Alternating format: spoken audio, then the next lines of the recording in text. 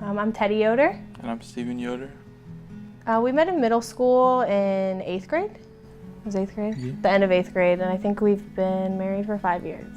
We were friends for a while, and we just hung out all the time. He moved, and he would just come up and hang out with me every weekend. 2.5 years ago, we had our first son, Liam.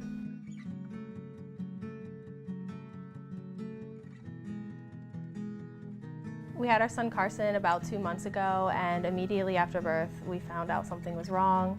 His coloring was off like when he came out, and his breathing was off, so they sent him right to the NICU. From there, he got transferred right to CHOP, and he's been there ever since. They didn't really know what was going on with him. They didn't make it seem like it was something urgent at the time.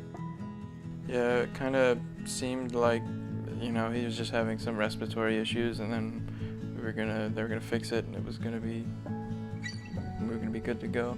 Yeah, the next morning we got a phone call from one of the doctors there, and he was like really blunt with us, which that doctor scares me. Like every time he called, I would just be scared because I knew he's just so real, But he told us like, your son is chronically ill, and we don't know if he's gonna make it through the day. And that was when I was like, I'm getting out of here, and I have to be with him. It was only a day after my C-section, and I checked myself out. I had to be there, so I pretty much we just packed our stuff up and left. So when we got there, it was crazy. Like you could tell he really wasn't doing well. All those monitors were going off constantly.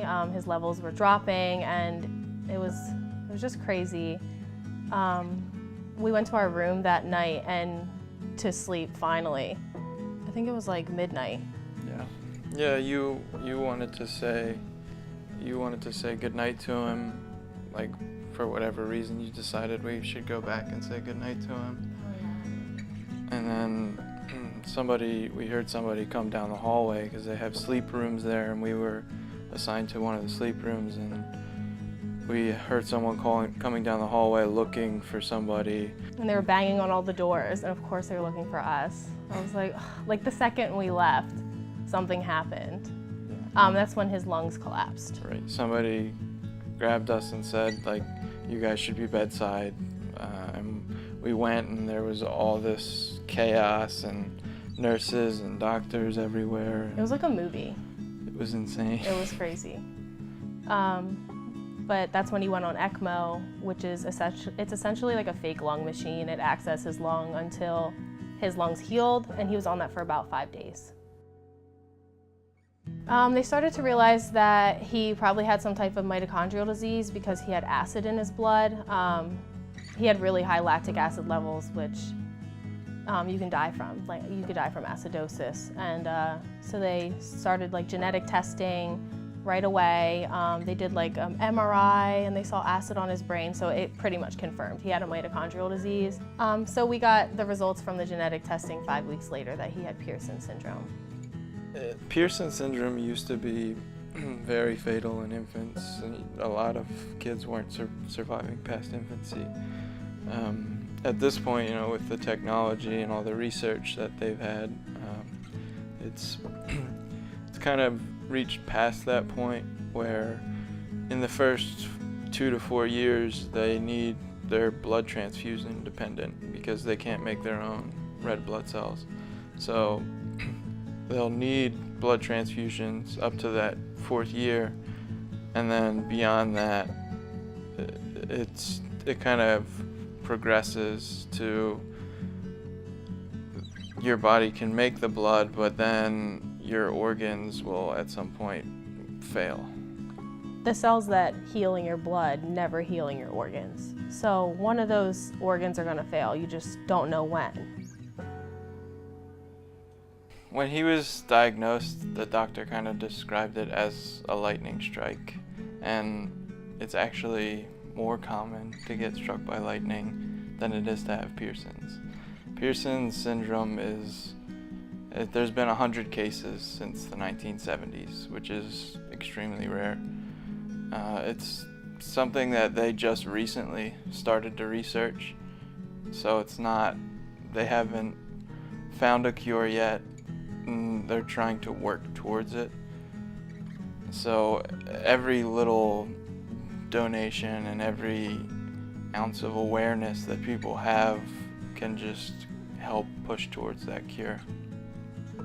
Well, he lives off of a ton of medicines and supplements. Sodium bicarb is like the main one, and he's on one of the highest doses that they've seen because of the acid in his blood. Things have been stable though. So once they get all that in his stomach and everything looks good for a little bit, we can come home.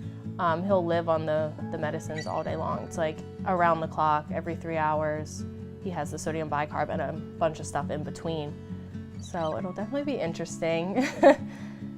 Yeah, and he'll need regular visits to CHOP or hospitals just to get the blood transfusions and deal with whatever checkups, and they really got to monitor everything with him.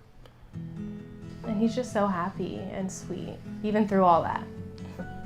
The second I found out it was a boy, I said, we're naming him Carson. I've been a huge Eagles fan since I was born. After seeing Carson Wentz's work ethic and just his drive and strength, it's just a guy that you're inspired by, so that's kind of the reason behind the name Carson. Carson is strong. Carson's a fighter. I think he probably has more strength than everybody in this room.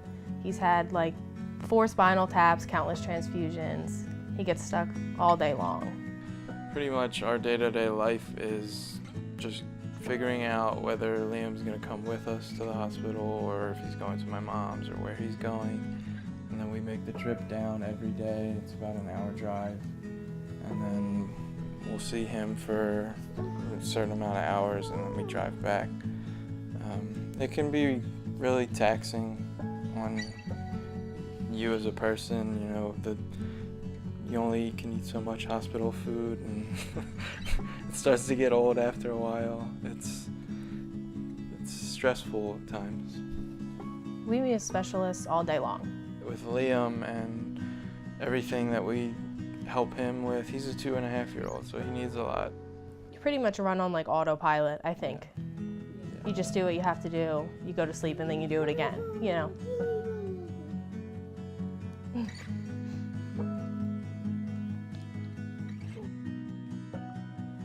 Steve and I really focus on being together there because you never know what can happen, especially after like the first night. Like, you have to make decisions that are hard sometimes, and I don't want to make one that he wouldn't make. But the support of us together is great, and because of that, he hasn't been at work.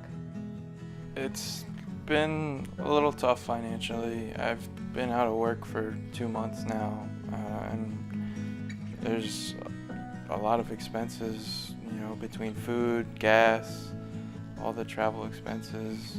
It's a lot to take on. My sister started a GoFundMe, and it's been very helpful to get the donations so we don't have to worry about the financial aspects and we can just stick together as a family. All the support and donations are just so helpful.